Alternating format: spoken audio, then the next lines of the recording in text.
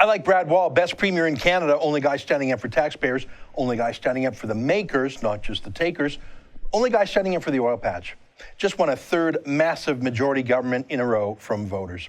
And I love how the other day on Twitter, he just tore to shreds that eco-communist idea called the Leap Manifesto, that socialist environmentalist fantasy that would shut down pretty much all oil and gas. It's promoted by super capitalists, Naomi Klein and Avi Lewis. They're millionaires. They're jet setters. Avi Lewis himself made a lot of money working for Al Jazeera, the TV propaganda channel owned by the royal family of Qatar, an oil OPEC dictatorship. Yeah. Anyways, Brad Wall and Naomi Klein had a Twitter fight, which was great. It was nice to see an elected Canadian leader stand up for citizens against some jet-setting eco-huckster. Obviously, I thought Brad Wall won the exchange, but that's not even the point. The point was he was fighting. Well, let me show you this. Global TV thought they would do a news story on this Twitter exchange. Fair enough. I guess I am too. But let me just show you 3 short TV clips from what's got to be the dumbest political attack ad I have ever seen. That's what this news story was from Global. It was an attack ad. Here, take a listen. The Leap Manifesto was put together by the Truth and Reconciliation Commission. Say what? No, the Leap Manifesto is a propaganda leaflet sponsored by a bunch of eco-lobbyist groups and unions with Naomi Klein and Avi Lewis as their chief hucksters. The Truth and Reconciliation Commission? That's a different thing. That was a government commission created by Stephen Harper to look into the treatment of Indians at residential schools. So how could this global reporter have said that?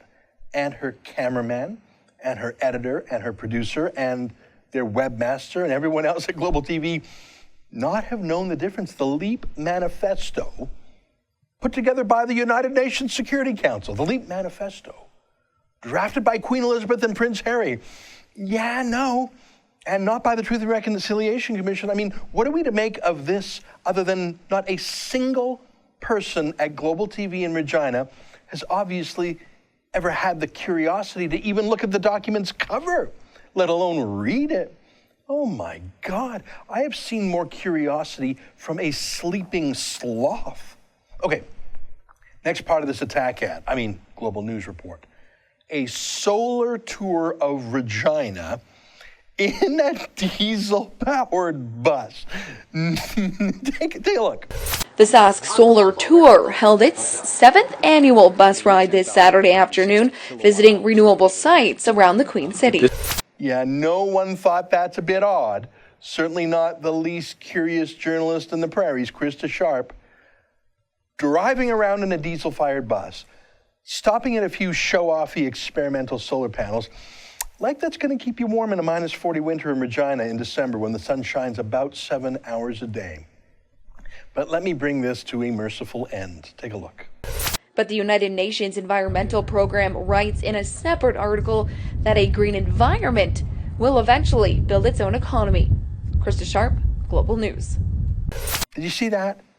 Wind turbines, except that one that's completely broken and the other one that's just not spinning. Yeah, not something that Krista Sharp or anyone on the diesel-fired solar tour might have noticed, but I'm hoping Global TV's viewers, however many are left, are a bit more attentive to the world around them than the left-wing hacks trying to drag down Canada's best premier. For the Rebel.media, I'm Ezra Levant. Thanks for watching. Click here to never miss a Rebel update. Want even more of the Rebel? Well, click here to become a premium member.